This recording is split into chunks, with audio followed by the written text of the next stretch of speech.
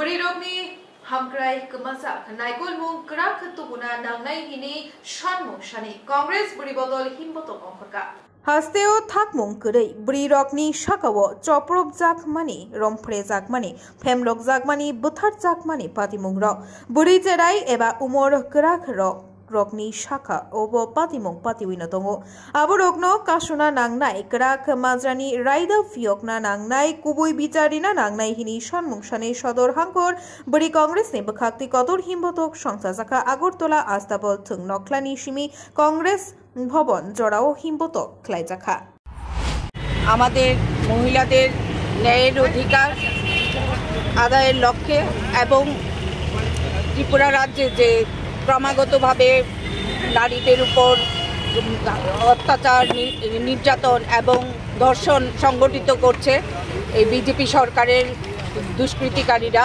তাদের বিরুদ্ধেই আমরা আজকে বিক্ষোভ মিছিলে বা বিক্ষোভ সমাবেশে আমরা শামিল হয়েছি। আপনারা জানেন সর্বভারতীয় মহিলা কংগ্রেসের সভানেত্রী অলকালাম বাজি আমাদের 33% মহিলা সংরক্ষণের বিল পাশ হয়ে গেছে বিগত লোকসভা নির্বাচনের প্রাককালে, কিন্তু সেটার ইমপ্লিমেন্টেশনের কোনো ব্যবস্থাই ওরা করতে পারেনি।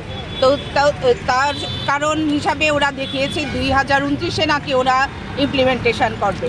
কিসের ভিত্তিতে? জনগণনা এবং ডিলিমিটেশনের ভিত্তিতে এই বিল পাশ কার্যকর করবে।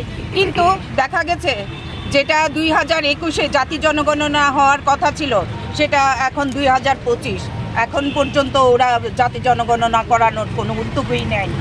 সেই ক্ষেত্রে আমরা মহিলা কংগ্রেসের তরফ থেকে বারবার এটার দাবি জানাচ্ছি যে মহিলা সংরক্ষণ বিল অবিলম্বে যেন কার্যকর করা হয়, যাতে করে আমরা মহিলারা যেভাবে আমাদের প্রয়াত প্রধানমন্ত্রী রাজীব গান্ধীজি ত্রিস্তর পঞ্চায়েতে পৌর নিগমে আমাদের মহিলাদের যে অধিকার দিয়ে গেছেন, যার দরুন আজকে আমরা মহিলারা সবাই আমাদের অধিকার আদায়ে লড়াই করে যাচ্ছি।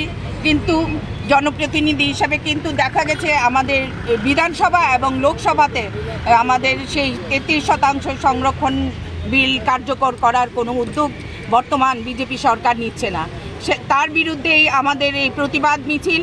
আর আপনারা অবগত আছেন যে অধিবেশন বিধানসভার অধিবেশন চলাকালীন আমাদের মাননীয় স্বরাষ্ট্রমন্ত্রী তথা মুখ্যমন্ত্রী একটা হিসাব দিয়েছেন 2023 থেকে 2024 আমাদের ত্রিপুরা রাজ্যে মহিলা খুন হয়েছেন 140 জন আর মহিলা ধর্ষণ হয়েছে 140। এক বছরে এই পরিসংখ্যান যদি হয়ে থাকে তাহলে চিন্তা করুন আমরা কোন জায়গায় আছি।